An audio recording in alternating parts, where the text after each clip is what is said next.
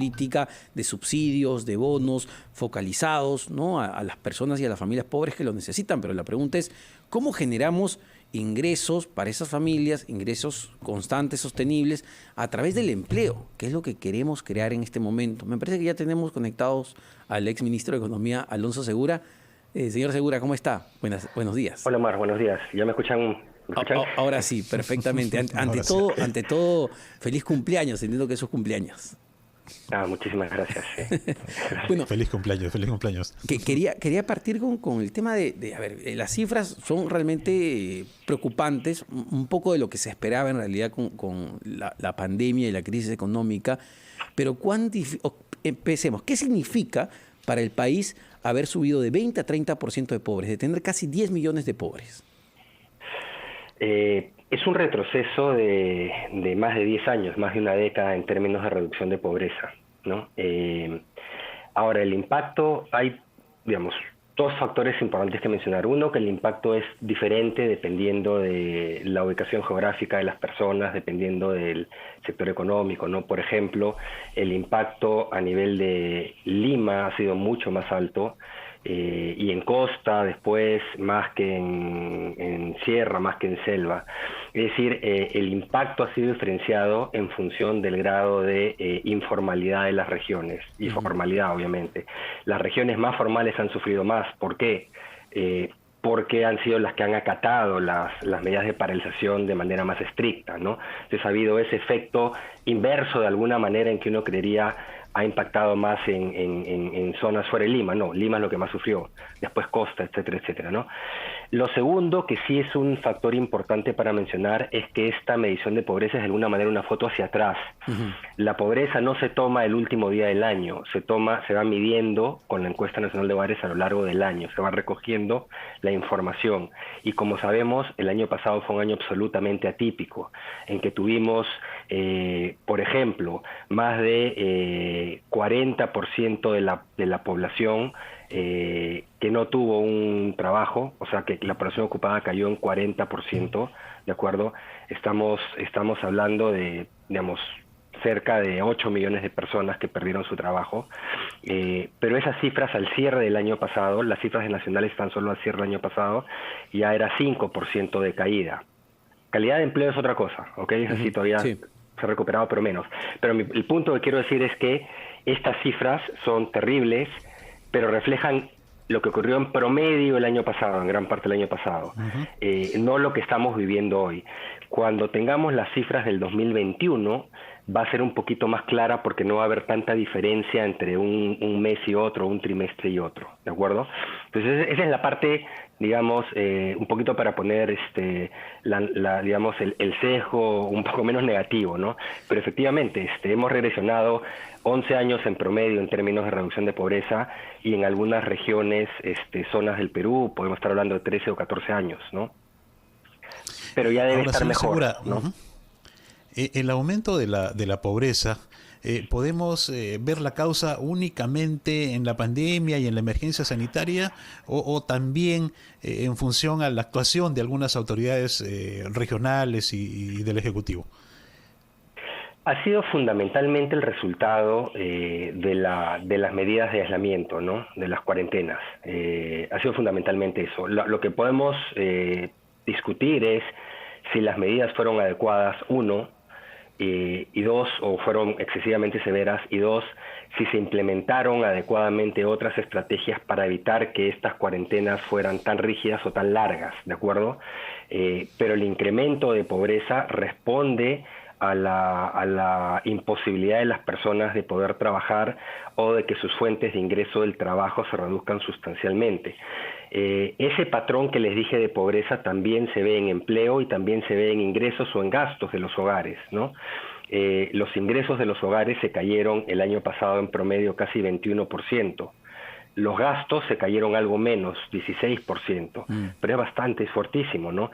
¿Qué significa eso? ¿Por qué se caen más ingresos que gastos? Porque los hogares han suplido de alguna fuente de ahorro lo que han podido. Y ahí vemos otros patrones. El gasto de los deciles más bajos, más pobres, de los segmentos más pobres de la población, cayó un poco menos que el de los más altos, pero los ingresos cayeron muchísimo más. ¿Qué pasó? Los segmentos más afluentes tenían otras fuentes de ahorros para poder compensar. Entonces, al final, todo esto responde a la estrategia de paralización. Algunos creerán que fue correcta, otros creeremos que no fue la adecuada y que no se hizo lo suficiente en términos de medidas de seguimiento, pruebas adecuadas, seguimientos de contactos, aislamientos, adquisición oportuna de vacunas. Hay que reconocer que este gobierno sí está adquiriendo las vacunas y está desplegando la vacunación. El gobierno pasado nos dejó sin vacunas. Es decir, la función, la gestión pública y las decisiones de política pública, económica y sanitaria sí han tenido un impacto importante en pobreza extrema, ingresos, gastos de los hogares, ahora, empleo, etcétera, ¿no? Mirando hacia adelante y mirando el corto plazo, ¿no? ¿Cuál debería ser la estrategia o en qué punto se debería enfocar la estrategia de cualquiera de los dos candidatos que gane la presidencia para justamente empezar a reducir estas abultadas cifras de pobreza, concentrarse en fortalecer programas, los programas sociales, concentrarse en promover la inversión? ¿Dónde debe estar puesto el ojo? Lo primero es continuar con la vacunación, acelerarla lo máximo posible y no meter ideologías ahí, ¿de acuerdo? Un gran logro, creo que el principal logro de este gobierno del presidente Sagasti es que han conseguido vacunas y están vacunando, con sus errores al comienzo, lo que uno quiera, pero está funcionando y tienen que acelerarlo lo máximo posible. Eso es lo primero, ¿ok? Para evitar posibles futuras olas, cierres, para que se normalice la vida de los peruanos, ¿de acuerdo? Eso es lo primero. Ahora, yendo a la parte económica, son dos patas, es como dos piernas para caminar. Necesitas apoyo todavía a algunos segmentos de la población, pero muy focalizados. Ojo, como dije, la caída de empleo de población ocupada fue de 40% en abril del año pasado, 49% en zonas urbanas, por ejemplo, para que se tenga una idea. Es brutal, la mitad de la población no tenía un trabajo. Hoy día esas cifras son de 5, 8%, ¿de acuerdo? Y posiblemente menos, porque estamos viendo una foto todavía de hace unos 4 meses. No hay cifras oficiales como a nivel nacional. En Lima sí, y se sigue recuperando, ¿de acuerdo? Entonces, hay segmentos de la población que han caído en pobreza y siguen ahí. No será 30, pero ciertamente más del 20. Entonces, más allá de tus política social destinada a los pobres existentes previo a la pandemia, necesitas apoyo para los nuevos pobres, ¿ok? Pero ya no son un segmento mayoritario, ya no están bonos universales, por ejemplo. Entonces, tu política social tiene que ser focalizada a los segmentos que han caído en esta situación. Es un lado, pero el mayor generador de recuperación de la situación económica de los hogares y de la recuperación de los indicadores sociales del país es generar empleo.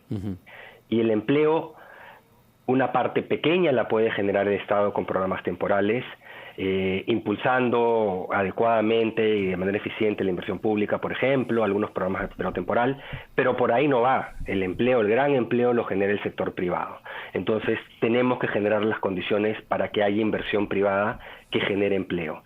Esperemos que cada vez empleo más formal, mejor calidad de empleo. Para eso tampoco hay una varita mágica.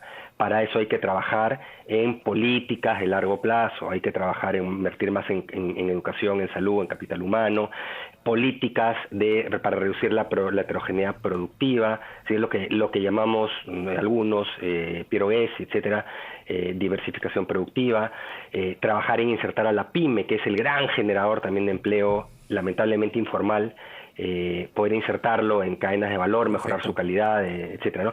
Esas son las tareas, pero digamos, poniéndolo en claro, inversión privada es la que te va a generar el gran empleo, el sector público te puede mitigar, amortiguar un poco en corto plazo, pero no te va a solucionar el problema, Muchísimas. ¿no? Más bien tiene que tener políticas correctas. Perfecto, muchísimas gracias, señor Segura. Alonso Segura, exministro de Economía y Finanzas.